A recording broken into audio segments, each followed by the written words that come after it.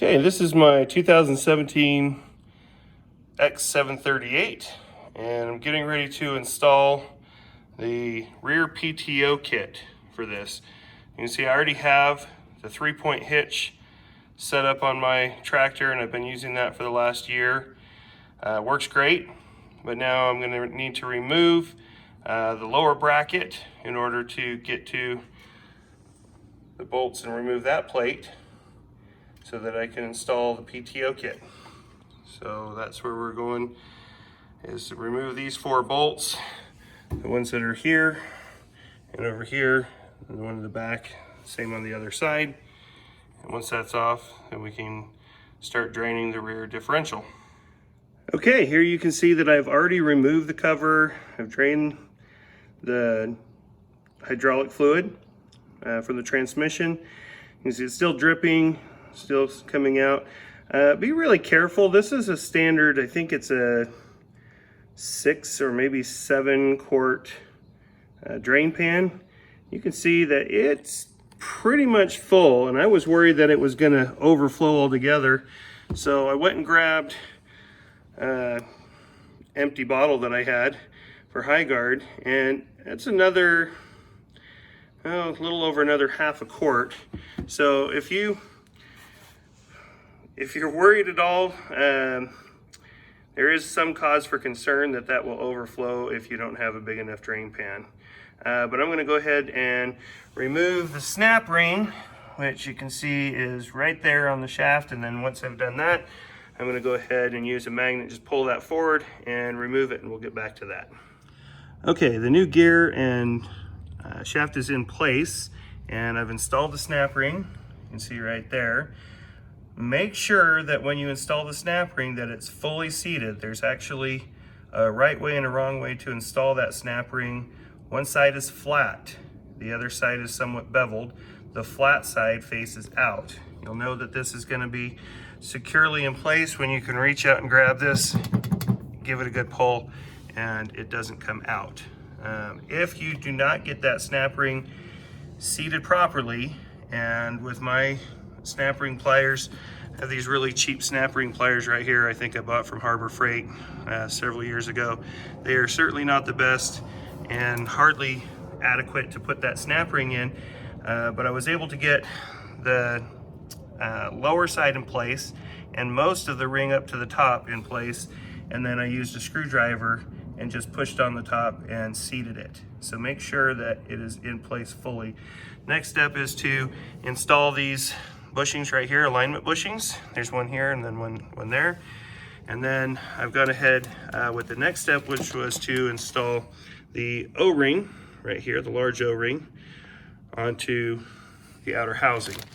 Make sure you do oil that before you put it on. Otherwise, it's going to go on dry. You could potentially tear it and create a leak or a place for a leak down the road. So next step is going to be to set this up in place and go from there. Okay, cover is on. Now I'm going to share a pro tip with you here, because I struggled with this as I was following step number 10 in the instruction manual, which was to, before placing the cover on, let me show you what it says in the book right here. So you're supposed to rotate I, which is the selector shaft, and you're supposed to rotate it so that the inner gear slides down into place. The way that it came with it shipped from the box, that gear was sticking up probably 1.5 inches, so that you'll notice that on the actual this inner part right in here next to the ruler there, it was actually standing up about that far, and when you turn the selector, it drops it down to that 15 millimeters or 0.6 inches. I put a screwdriver in the selector portion and tried turning it that way, and it would not turn. So I had to install the handle previous to where I'm supposed to in the next couple of steps in order to get enough leverage to turn that. Once I did, it turned, and then it was fine. It kind of freed up. I'm not sure if that's normal on all of these units, but if you're installing one of these and run into that issue, just know that you may have to install your shifter selector lever first, and then you'll have to angle it in this way and turn it so that you can get this bar through the hole over here on the side. A little bit of hassle, but I mean, it's nothing major that you can't handle on this. So anyways, then I went ahead and installed all 4 of the larger M12 by whatever they are, 40 bolts, I guess. Then you install this long bolt and this long bolt, and then down below you install the other 3 bolts that are that you see here on the bottom. And then torque to the proper specifications, 40 foot-pounds for the big ones, and then for all of these other ones, it's 18 foot-pounds. Now we'll go ahead and start installing the switches, the ball switches that need to go in here, and I'll show you those. The cover's on. I've gone ahead and installed the wiring harness, which you just have to remove the loop back plug, which is this one here. On mine, came with a purple wire. This has just been hanging down off the back of my tractor since I purchased it, the last couple of years that I've owned it, so I didn't have to go fishing for it. Instructions say that it may be located up underneath the, or tucked in up underneath the fuel tank up there. Mine never was, so that's installed. Now you've got to install 2 of these ball switches. Now, interesting, mine came without the O-ring installed. There was just 2 loose O-rings inside the bag of stuff that came in the box. So make sure that you oil the ring and put that on before you install them into their locations. Otherwise, you're probably going to end up with a leak of hydraulic fluid, or you'll have a couple of O-rings left over at the end wondering what they go to. Interestingly, the instructions don't ever say that you're supposed to put those O-rings on. The only place I found any mention of it is right there, quantity number 2, ball switch with O-ring. And so that's the only place that it mentions putting the O-ring on. So make sure that you don't forget that or pass that step. Otherwise, you'll have to take them back out to put them back on. With both ball switches installed, it's time to hook up the wiring harness. So make sure that your brown and blue wire connector, this one, is attached to the side.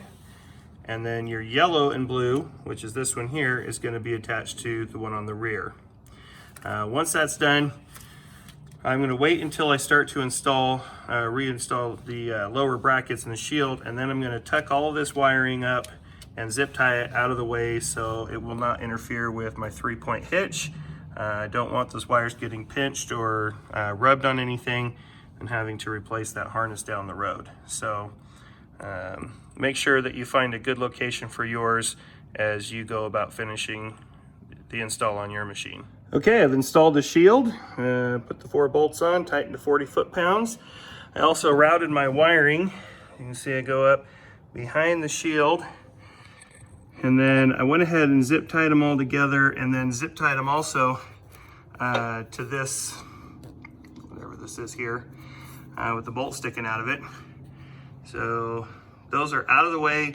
I've tested by lifting the 3-point hitch up and down. I'm not making contact with any of the wiring or anything. So the next step is to go ahead and put my hitch back on and then install the stickers, and the job is done. So I'll show you the completed assembly. Okay, the assembly of the rear PTO is complete. I've got everything back together and tightened and ready to go. And just for quick satisfaction for those of you who have stuck around to watch the end of this, I'm going to fire it up and we'll see it start spinning.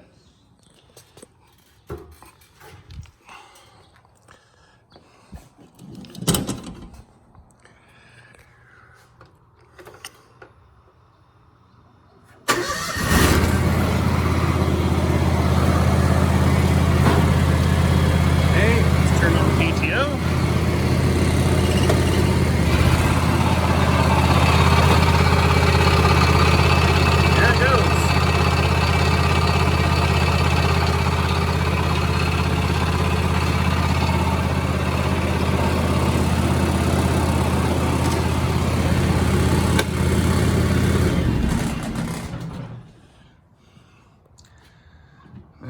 one other thing I'll show you here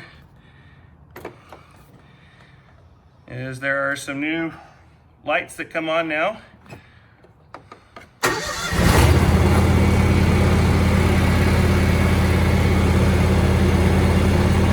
PTO's turned on. Rear PTO symbol comes on.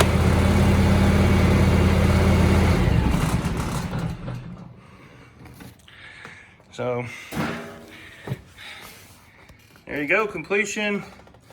Time it took me to do this, including cleaning up a big spill of hydraulic fluid, which always seems to be one of my problems when I'm doing anything that involves hydraulic fluid. It's about 2 hours and 20 minutes or so. So about 2.5 hours.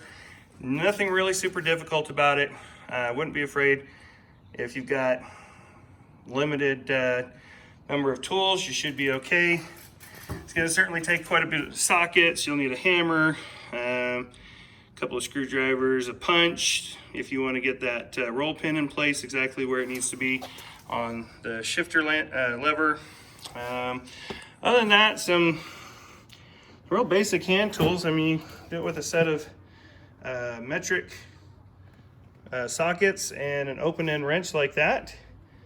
And I guess the only other specialty tool would be a torque wrench if you want to make sure everything's torqued to exactly 40 foot-pounds and 18 foot-pounds. Other than that, pretty simple, and took about an extra, I want to say about 3/4 to a quart more hydraulic fluid to fill this up. And I'm really pleased with it. So I hope this helps somebody down the road in getting yours installed. Thanks for watching.